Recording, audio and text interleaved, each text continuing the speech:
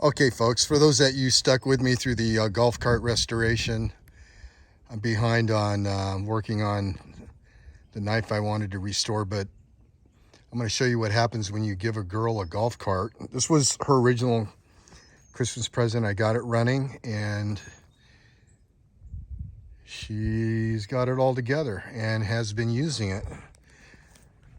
I got a new fuel door. I told her to paint it, and I'd put it on, but I have to make hinges because the replacement door didn't come. So we'll give you a tour around.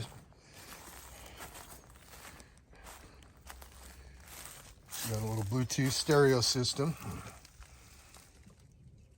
She keeps that bear spray for those wild dogs that we had running around. And I bought her a little something to personalize it. And this is the Let's Go Brandon Edition golf cart. And of course, you need your little dashboard companions. All right, folks, I hope you enjoyed that. I appreciate you stopping by. I think she did a good job. Anyway, thanks for watching.